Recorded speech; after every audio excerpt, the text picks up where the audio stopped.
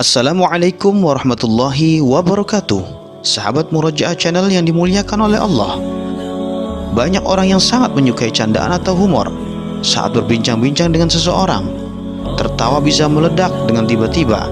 Padahal ada hadis Nabi Muhammad SAW yang menyatakan, Innar rajula la yatakallamu bil kalimati yudhiku biha julasa'ahu yahwi biha min ab'adi minas suraya.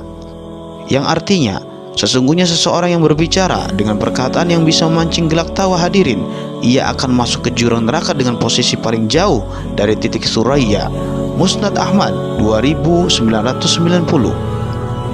Dengan adanya hadis tersebut, apakah humor diperbolehkan dalam Islam? Adakah batas-batasannya dalam Islam? Tonton video ini sampai akhir agar tidak gagal faham.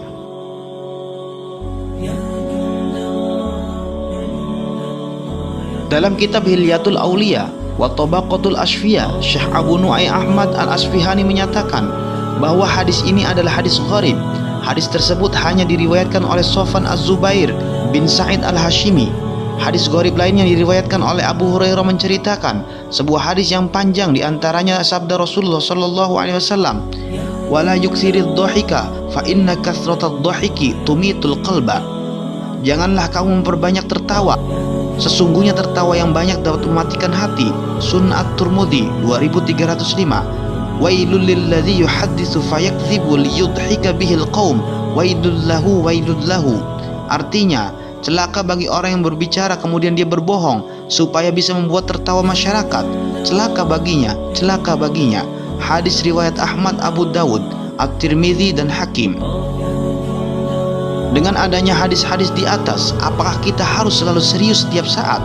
Ternyata tidak.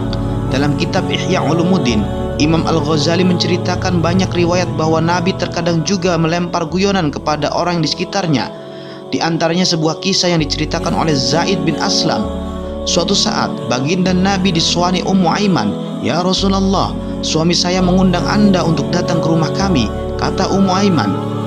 Rasulullah menjawab, "Suami kamu itu siapa? Apakah orang yang di matanya ada putih-putihnya itu?" Sontak Ummu Aiman menjawab, "Tidak, demi Allah."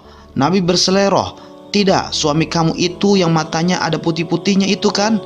"Demi Allah, tidak ada ya Rasul." Kemudian Rasulullah bersabda, "Tidak ada seorang pun kecuali di bagian kedua matanya ada putih-putihnya." Ternyata yang dimaksudkan Rasulullah adalah putih-putih yang mengelilingi pupil mata, bukan putih-putih yang dipersepsikan Ummu Aiman. Ini salah satu lemparan guyonan Nabi Muhammad SAW. Suatu hari ada wanita yang meminta tolong kepada Nabi untuk menaikkan dirinya ke atas unta. "Ya Rasul, tolong saya naikkan ke atas unta." "Aku akan naikkan kamu ke atas punggung anak unta," kata Nabi. "Saya tidak mau ya Rasul, anak unta pasti tidak akan mampu membawaku." Lalu Nabi pun bersabda dengan nada guyon, "Tidak ada unta kecuali dia pasti menjadi anaknya unta juga." Habib Abdullah bin Husain bin Thahir dalam kitabnya Sulamut Taufik mengutip pernyataan Al-Hasan bahwa candaan yang tidak keterlaluan dan terus-menerus diperbolehkan.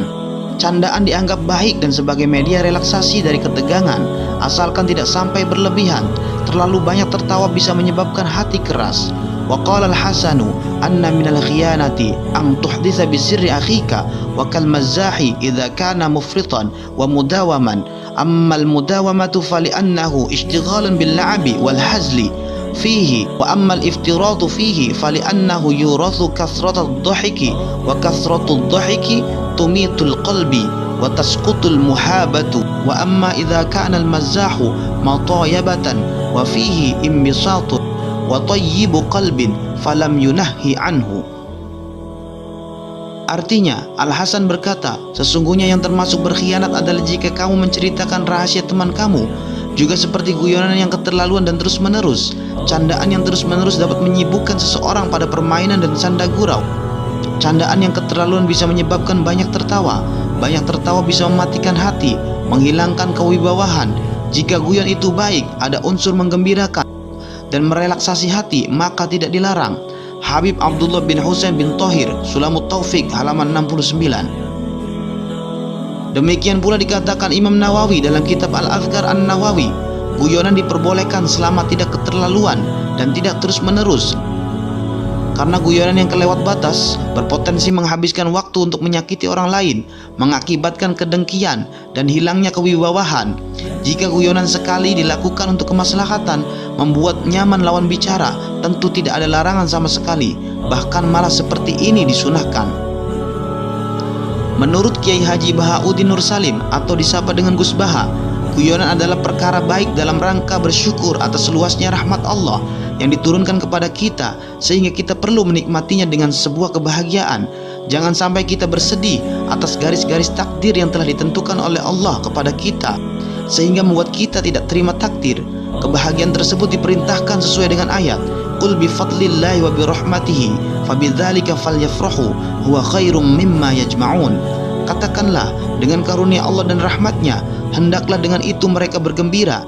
Karunia Allah dan rahmatnya itu adalah lebih baik daripada apa yang mereka kumpulkan. Dengan demikian, humor atau guyon tidak mutlak diharamkan. Ia berstatus hukum mubah, bahkan bisa sunnah, sebagaimana yang disampaikan oleh Imam Nawawi. Yang perlu menjadi perhatian, guyon tidak boleh ada unsur kebohongan yang menyesatkan atau hoax. Tidak perlu berlebihan dan terus-menerus, apalagi sampai memicu tawa terbahak-bahak di dalam masjid. Sebagai teladan, saat tertawa Rasulullah SAW hanya cukup tersenyum, walaupun senyumnya sampai gigi geraham tampak dari luar, tapi tidak sampai terbahak-bahak. Demikian, terima kasih.